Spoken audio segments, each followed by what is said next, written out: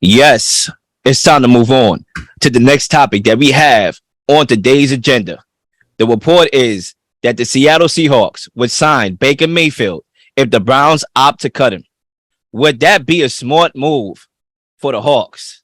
Whoever want to take this stab at this first can go right ahead. I'll go first. I don't mind.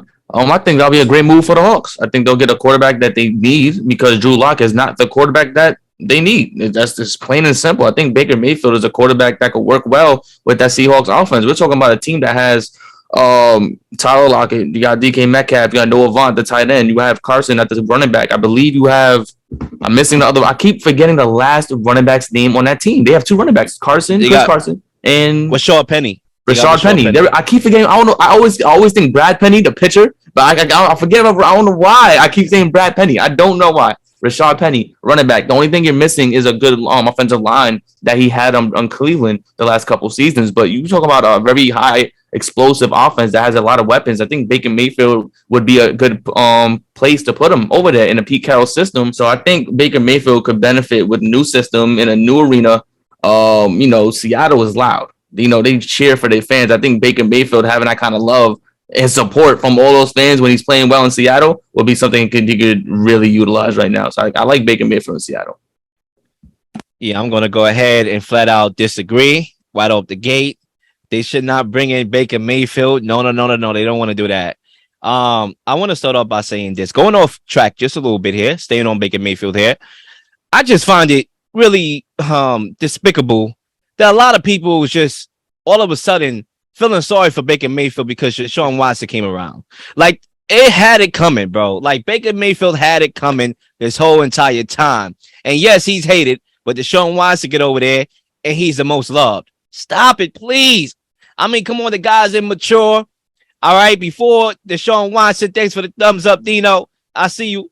I mean, Deshaun Watson comes over there, and before he even get over there, they didn't even make the transaction yet. He goes on Twitter talking about, oh, I appreciate my time. That's childish behavior. He's acting like a straight up bot right now on social media. We're doing that, bro. Like, come on. The guy's so immature, and that's why right now, as of this time, as of June, I'm in a whole nother month. As of June 6, 2022, 2/11, this guy right now is in Cleveland still. And he hasn't got traded because nobody want to take on that responsibility.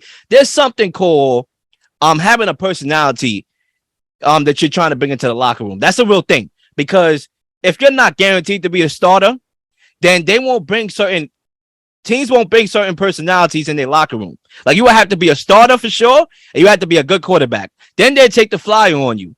But remember, Cam Newton. Let's go to Cam Newton for a second. Polarizing figure, right?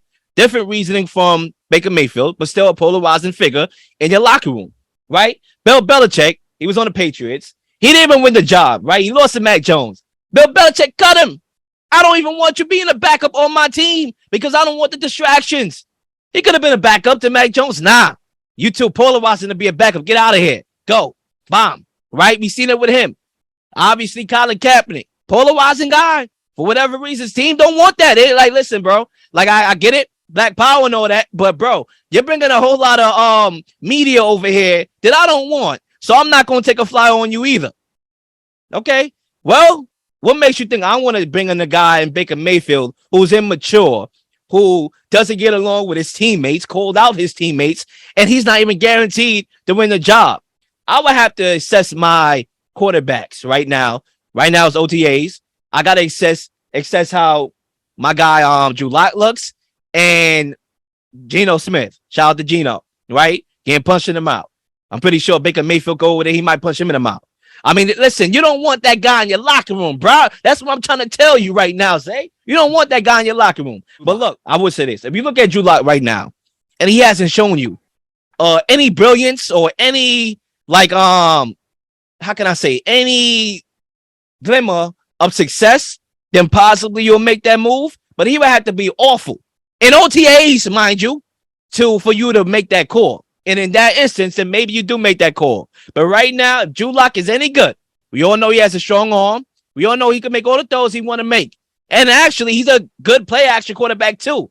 Totally different play-action quarterback Drew Lock is. So he didn't have the benefit of doing that in Denver. He will have the benefit of doing that in Seattle. So with that being said, Hamadou Diallo, see you tomorrow. I'm not making that move for Baker Mayfield. Lil Stradamus on the mic. Good night. I gotta agree here with Lil Stradamus. Baker Mayfield is not the move for Seattle. You do not want that distraction. Even coming out from Oklahoma, I don't care that he won the Heisman. I thought that Baker was a good college quarterback in the Big 12 because all good quarterbacks are in the Big 12 because the Big 12 is not a defensive conference in college football. You know, they don't play in the SEC. You know, Baker, Jalen Hurts, they don't – well, Jalen Hurts did, but Baker Mayfield don't play in the SEC. He doesn't know that real SEC defense.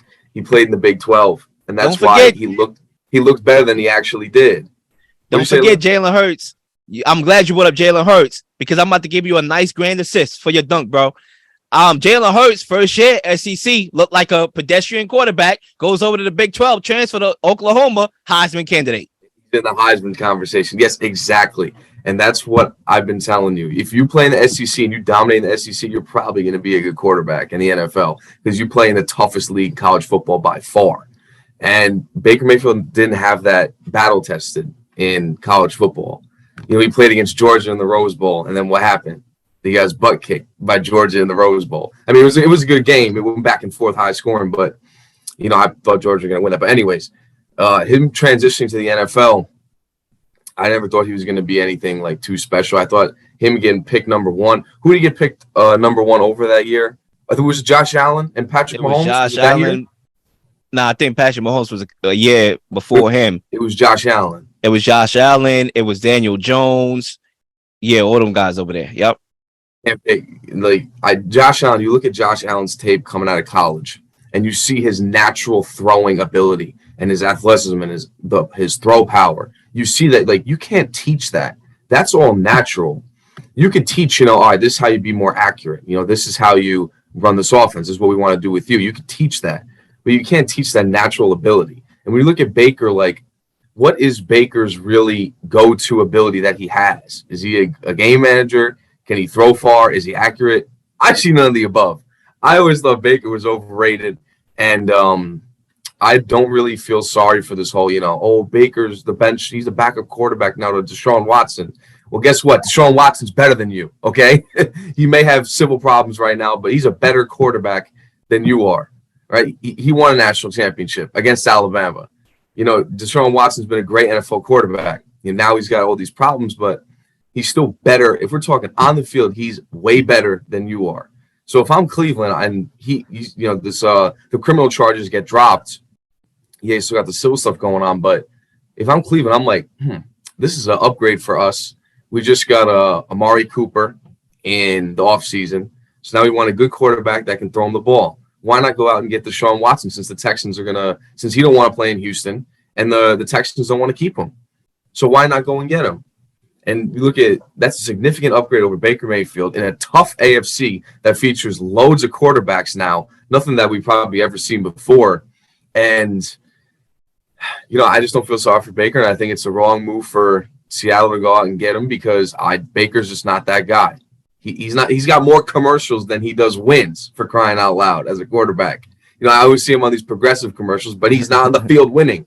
I'm tired of all these people who aren't winners on these damn commercials. What happens to the days of Michael Jordan, Magic Johnson, Larry Bird, all these guys, Tom Brady? They're all on commercials because they're winners. I'm tired of seeing losers on commercials.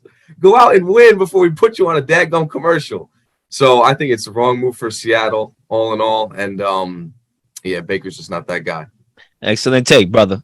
Of course, it's an excellent take because he agrees with you, right? Listen, I'm gonna say this, right? I'm gonna say this because I think it gets swept under the rug that there's a guy that people said wasn't a quarterback, a guy who wasn't a starting quarterback in the league, that he benefited off his team having a great defense, having a great running game. That this guy, there's no way that he is the franchise quarterback for this team. There's no way he's an MVP in his league. There's no way, not MVP. There's no way he could be a Super Bowl champion in his league. There's no way that he's any quarterback could be in that position and succeed. You know who that quarterback was? Russell Wilson. They said that in his first 3 years, 4 years in the league, when Marshall and Lynch was running the ball up and down the field. They said that Russell Wilson benefited off his team having a great defense, having a great run game. He can't throw the football. He only throws 20 touchdowns a season. What kind of quarterback is that? They said all these things about Russell Wilson, and now look how he is now. Now look at the level of production he's doing because he's developed under a great system, under a great scheme of things, under a great environment, which was the Seattle Seahawks for a particular time, for a long period of time in his career. You talk about the Cleveland Browns. Baker Mayfield had what, 3-4 coaches in his career so far? That's ridiculous. And he had Freddie Kitchens. He had someone before Freddie Kitchens. It was Freddie Kitchens, and then it was Kevin Stefanski. So 2. Wasn't there another one when he was the when they had Hard Knocks? They didn't have was he? Maybe I could look that up real quick, but I think it was Freddie Jackson? Kitchens. Or was that too early? There you go. I was wrong. It was Hugh Jackson. I think he was there. You're right. Hugh Jackson. He had 3 coaches, right? None of them, and we could to all tested, none of them are offensive-minded coaches. None of them are QB gurus. None of them has developed a good quarterback under their system. So we look at what the heck was happening over there. Baker Mayfield couldn't develop. He had to really develop his damn self. He had to go into the training room and practice everything he needs to learn. Now, when we look about the running game, they had a fantastic running game. Even when Patrick Mahomes, and I keep pointing to this, when Patrick Mahomes went down, what did Stefanski do? Let's run the ball more. Let's take time off the clock. Let's go down 3 down. They went 3 out. How many times and let the Chiefs win that game? Ridiculous, right? Baker Mayfield has not been in a system where he's able to thrive. Cleveland is a dumpster fire. There's nothing about Cleveland. Look at when they got Jarvis Landry. Look what they got OBJ. Who is the best positional player the Browns had that has thrived? Nick Chubb, arguably the last 3-4 years. You could say someone else. I don't really know who it is. It's Nick Chubb, arguably. There's nobody else on that team that has thrived on the Cleveland Browns. So when you talk about Baker Mayfield is not the guy, that's not the case. He has bad coaching. The guys do not know what they're doing over there on offense. They're not passing coaches. There's nobody in who, if you can name me a Cleveland quarterback who has thrived in the last 20 seasons in Cleveland, like you can't even name him. Baker Mayfield has arguably been the best quarterback in Cleveland in the last 20 seasons. That's how bad this team is. But Baker Mayfield has an opportunity. He's still young. He could go under Pete Carroll, and Pete Carroll has already shown us he could craft an offense so any quarterback can look good. Look at Geno. He made Geno look great, right? He made Geno look fantastic. Russell Wilson got tired of Pete Carroll's system because he was outgrowing it. We all understand that. Russell Wilson needs to leave so he can really show what he's made of. We get all that. Baker Mayfield could thrive under Pete Carroll. Pete Carroll is a historian of the game. He knows the game inside and out and needs a quarterback who is thirsty for the game, who's not arrogant, but is confident in himself. He knows he can make the plays. He knows he's a quarterback in his league and can start. And Baker Mayfield needs them. It's a marriage made to happen. They need it. Let him make it happen. Why not? Let me counter real quick, Leo, before I pass you the mic. Go ahead. So Baker Mayfield had almost the QB's dream with all the weapons he had a few years ago when he had Nick Chubb, Kareem Hunt, David Njoku, Jarvis Landry, OBJ, Peoples-Jones. Like, that's a fire offense right there. And the fact that you look at the clips that OBJ's dad posted, and yeah, it's so people are thinking like, oh, it's OBJ's dad, it's gonna be biased. When he posted the clips of him in Cleveland and Baker just missing wide open throws to OBJ, not looking at him when OBJ's 20 yards open downfield and all this stuff, it's like, man, like, is it like, obviously I agree, like it is the Browns and the organization because they're not a successful organization. But like you're thinking like, what if you gave OBJ like a pretty good quarterback? Maybe he would be, more successful. Sure enough, they cut him midseason. He goes to the Rams and he's a vital part of their Super Bowl run because he had a competent Matthew Stafford throwing him the ball. So when I look at that, I'm like, wow, like that really is on Baker because he's not making the right plays and he's not making the right reads. He's not getting the ball to these guys that are good, great playmakers. Like as OBJ guy, like he's a great playmaker. He's going to get open for you. He's going to catch the rock. He's one of the best spectacular catchers in the league. All these crazy catches that he does.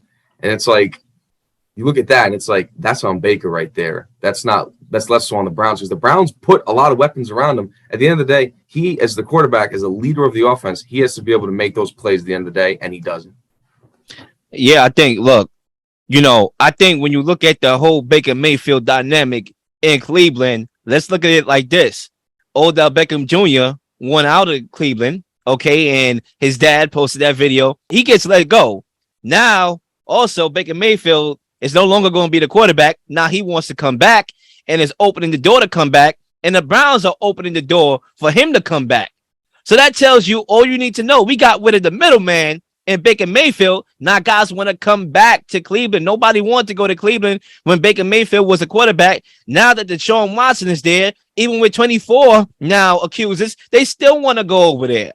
All right, and that just tells me all I need to know. Guys don't want to play for Baker Mayfield. You could have Nick Chubb come out and act like there's a funeral and say, well, he's going to have another job somewhere. Yeah, okay, but you didn't want him to be your quarterback, and you know damn well you're happy right now that Deshaun Watson is behind center, and they feel that they have a better chance to win, and guess what? They're not lying. Let me just get a more centered take around this Baker Mayfield thing. Let me get a more centered take. I was a little erratic. Let me get a more centered take, right?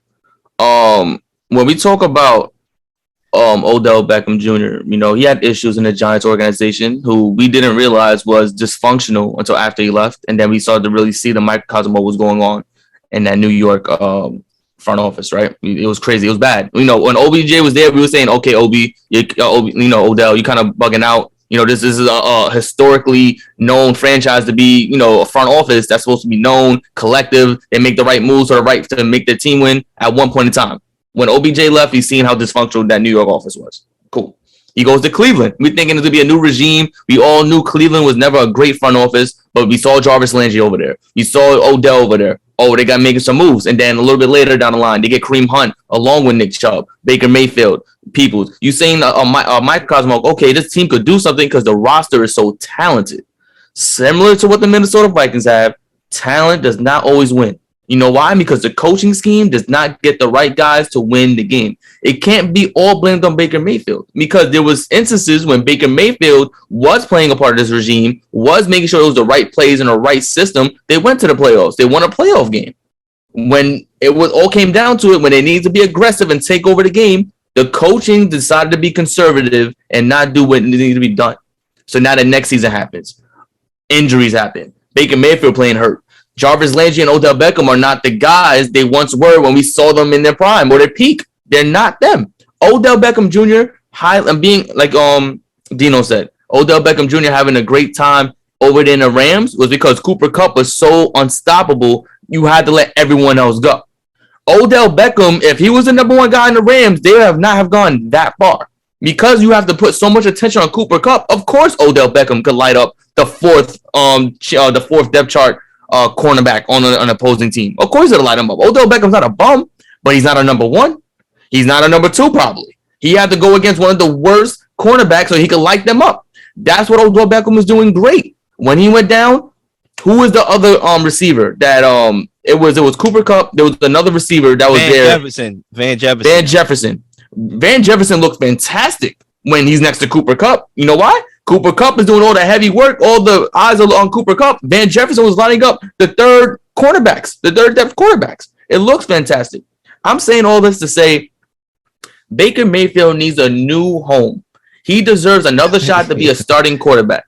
Now, Cleveland, he had a bad time. We all said the same thing with Jameis. Jameis had a bad time in Tampa. He needed a new home and show what he could do on another team. He got the New Orleans Saints. He won a starting job. Give Baker that opportunity. Go to Seattle. Now, you mentioned all the guys he was played with in Cleveland when they had a stacked roster. You go to Seattle, they have another stacked roster. You input Baker Mayfield in a regime where they have passing plays designated to get these guys open. I guarantee Baker Mayfield is going to have a great showing in Seattle in the NFC opposed to being with Cleveland. I think it's going to be a better situation for him. Just deactivate the Instagram, bro. That's what he needs to do. Forget about the new home. Just deactivate the social media and shut your mouth and play football. That's all he needs to do. And get off of the daggone TV. All right, just read a book, bro. But look, Zay, I'll give you your props. You had a late surge there. Okay, I'll give you your style points for that. Cool. But at the end of the day, I'm not blaming this season on injuries. I seen Baker Mayfield miss wide open out routes. If that injuries are making you miss wide open out routes, then you shouldn't even be on the daggone football field to begin with. All right, I appreciate. Oh, I'm trying to play hard. No, he trying to play hard because he want that contract. He want that money. That's why he wanted to play, and because he knew he had a lot to prove. He shouldn't have been playing if that was the case. But at the end of the day, the Browns show you, even without Baker Mayfield, they can still win games off the running backs, and the two-headed dragons. And my guy, Nick Chubb, who ain't a dub, he ain't in the club, but he's that dude. And my guy, Kareem Hunt, that's going to go hunting. Ladies and gentlemen, I ain't fronting. That's the end of the topic. We'll be back after these brief messages. Ladies and gentlemen, I know y'all not getting tired of watching In the Huddle over and over again, so like and subscribe to the channel and receive these new notifications of new uploaded content that will be coming your way. Ladies and gentlemen, enjoy the rest of your day. I'm out. Peace.